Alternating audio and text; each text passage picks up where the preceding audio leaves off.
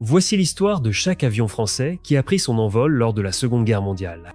Des chasseurs agiles aux bombardiers massifs, des transports vitaux aux prototypes perdus, chaque appareil avait sa mission, et certains ont laissé une marque dans l'histoire. Commençons par la pointe de la lance, les chasseurs. Les machines chargées d'arrêter l'assaut de la Luftwaffe, Morane-Saulnier M-Squatre 106, l'épine dorsale. C'était le premier chasseur monoplan moderne à aile basse de la France, avec un train d'atterrissage rétractable et un cockpit fermé. Avec une vitesse de pointe d'un peu plus de 480 km/h, il peinait à rattraper les bombardiers allemands. Edwatine des 520, le Spitfire français. Si le MS-Squatre 106 était le passé, celui-ci était l'avenir. Et le D. 520 était élégant, rapide et mortel. Armé d'un canon de 20 mm tirant à travers le moyeu de l'hélice et de 4 mitrailleuses montées dans les ailes, c'était le seul chasseur français capable d'affronter le Bf-109 allemand à armes égales.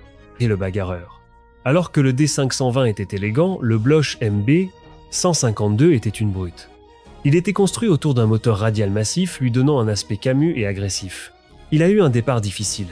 Le prototype ne voulait même pas voler, mais une fois que les ingénieurs l'ont réparé, il est devenu un char volant, le Sauveur américain.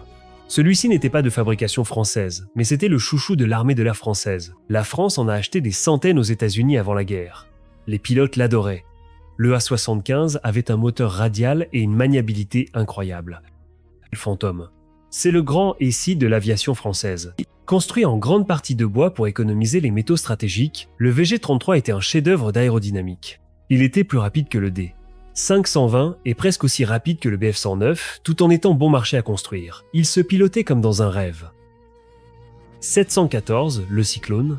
Une autre tentative de chasseur léger en bois, mais contrairement au VG-33, celui-ci était un désastre. Il était propulsé par un petit moteur Renault et était destiné à être produit en masse rapidement.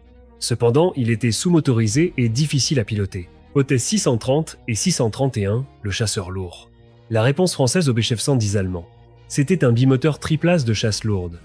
Il avait l'air moderne et dangereux, mais en pratique, il était affligé de moteurs peu fiables. Le 630E1 a résolu les problèmes de moteur et est devenu un chasseur de nuit décent. Mais de jour, il était simplement trop lent pour survivre contre des adversaires monomoteurs. Bloch MB. 150E1, le petit frère, le prédécesseur du robuste MB. 152. Il était sous-motorisé et manquait du punch du modèle ultérieur.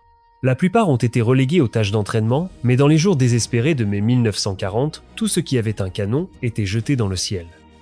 Douatine des 510, la vieille garde, une relique du milieu des années 30, c'était un monoplan à cockpit ouverte avec un train d'atterrissage fixe qui ressemblait à un pantalon. En 1940, il était désespérément obsolète.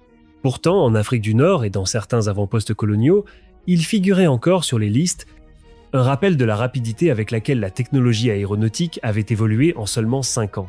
Si les chasseurs essayaient de tenir la ligne, les bombardiers essayaient de la briser. La France possédait un mélange étrange de l'incroyablement moderne et de l'ancien. Il y aurait Olivier Léo 451, le tueur élégant. C'était un bombardier moyen de classe mondiale.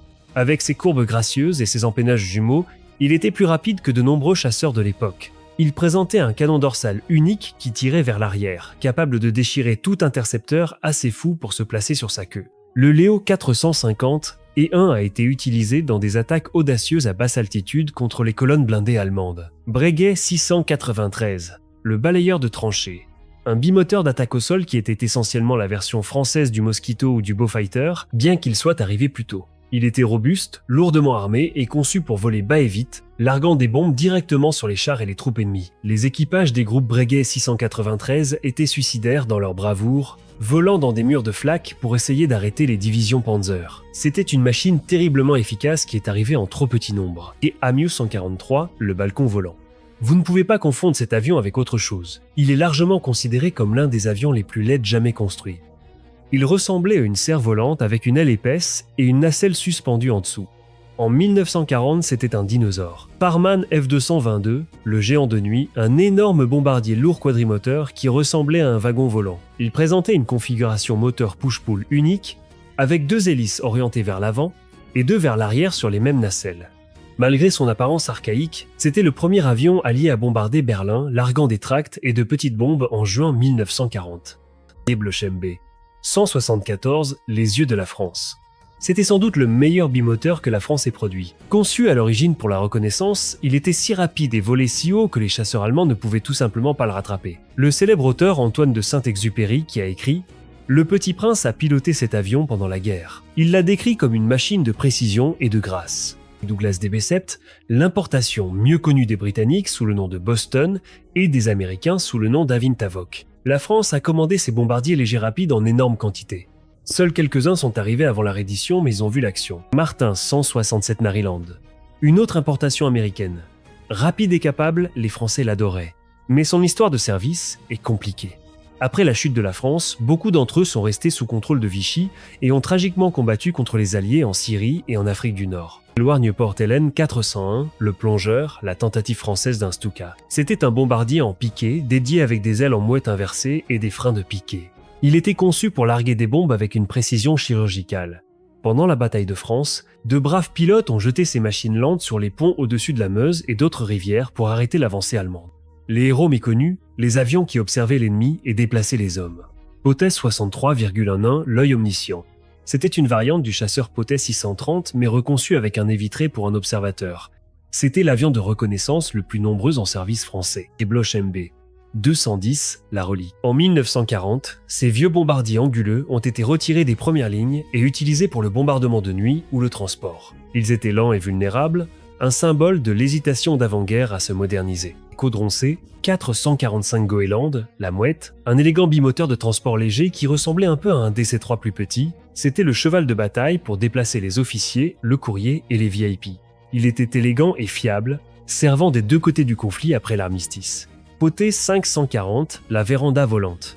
Un autre bombardier obsolète d'avant-guerre utilisé pour le transport et la reconnaissance. Comme la Mio 143, il était désespérément lent et vulnérable, relégué aux tâches coloniales ou au transport de fret désespéré où les chasseurs ennemis n'étaient pas attendus. Et dernier point, mais non des moindres, les prototypes bizarres. Et Arsenal VG40. Un chasseur à aile tandem bizarre où l'aile arrière était presque aussi grande que l'aile avant et le cockpit était dans l'énorme queue. Il volait en fait étonnamment bien. Mais les Allemands ont capturé le prototype avant qu'il ne puisse faire ses preuves. SNCA-CNC, 600 le monstre, un chasseur lourd massif à train tricycle avec une énorme puissance de feu. Il s'est écrasé lors des tests, mais il a montré que les ingénieurs français pensaient grand. Les ingénieurs français imaginaient grand et travaillaient vite. Mais le pays manquait de temps. En 1940, certains de ces avions étaient parmi les meilleurs au monde, d'autres appartenaient déjà au passé.